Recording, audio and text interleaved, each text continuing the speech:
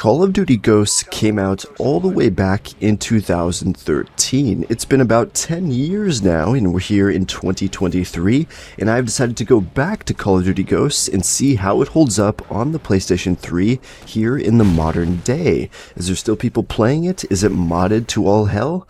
Well, let's find out. So the first thing I noticed when booting up COD Ghosts is they saved my stats. Despite me changing my username a few years back on the PS4, here on the PS3, on Ghosts, they save my stats still, and all my classes, my rank, everything like that. The only thing is, it seems to have disconnected me from my clan. So I'm not sure what's up with that, but that means I lost a whole bunch of my cool outfits, and I'm kind of disappointed in that. They just kind of disappeared right off me as soon as I clicked on my characters. But the next thing I noticed is that there was actually an extraordinary amount of people on. I was online on Sunday. It was a morning, 10 a.m. or so, Pacific time, and of course I'm in the west coast of the US region.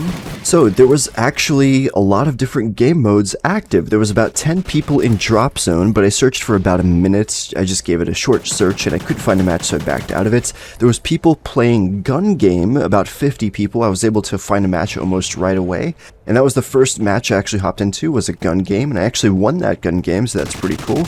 You're probably also going to be able to find free-for-all matches, because those are easy to start, because you only need a few players. There's always enough people to start matches playing Strike Zone 24/7, but I never personally searched for that myself. And lastly, there was about 400 plus people in Team Deathmatch. Now, I'm not sure if these player counts are worldwide, so I'm not too sure, but like I said, I was able to play gun game, and there was only 50 people in it, so that worked for me. But yeah, then I hopped into Team Deathmatch and played several matches throughout the day, all on that Sunday. So I got an idea of players that were online in the morning, in the middle of the day, and at the night time. So was it plagued with modders? I'd actually say no, not really. I only came across maybe one or two modders, two different matches with modders. But then again, you could just back out and hopefully find another match. Later on in the day, there's not as many people on, so keep that in mind, but earlier on in the mornings, there's plenty. I would give a ratio as to how many modders to normal lobbies I had, but honestly, it was so minute in comparison to the amount of matches I played. I'd say maybe once every 10 games I ran into a modder, probably. So that's a cool thing about COD Ghosts multiplayer. There's a lot of people on and very little modders. It's basically like playing as if it was back in the day, pretty much. Minus the fact that you probably can't play a lot of the game modes. The players you play against will be determined by your region, and of course the day of the week that you're playing and the time. When I played on Sunday, no matter what time of day, it was often pretty sweaty, but I did have occasional matches where I managed to get all my streaks and the highest streaks in the game and pop off a bit. So overall, I think COD Ghosts is still pretty sweaty relatively here in 2023 on the PS3. A lot of decent players and some good players, but there is a decent amount of casual players as well. And that's at least for my region and the time I played, but just giving you guys a heads up.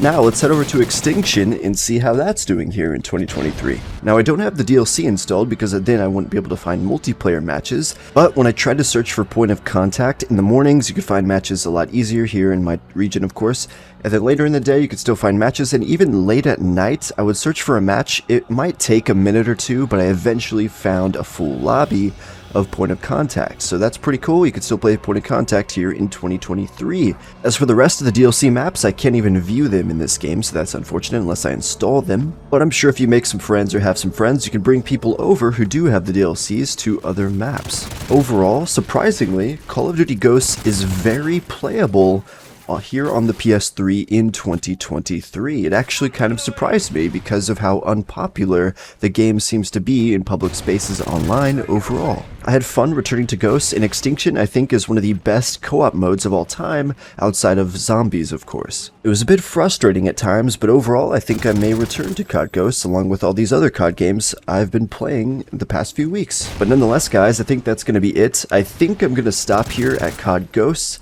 I'm not going to do Advanced Warfare or Black Ops 3 on the PS3. I don't even know if many people are playing that because I personally switched to PS4 after Ghosts. But if you guys really want me to come back and do Advanced Warfare in Black Ops 3 on the PS3, even though BO3 on the PS3 is awful, just let me know in the comments down below. But in the meantime, I'm going to be going to the Battlefield franchise and seeing how they're doing on the PS3 here in 2023. But nonetheless, thank you all for tuning in. Be sure to smash that like button if you guys enjoyed, and subscribe if you want to see me go back to other older PS3 games and see how they're doing here in the modern day.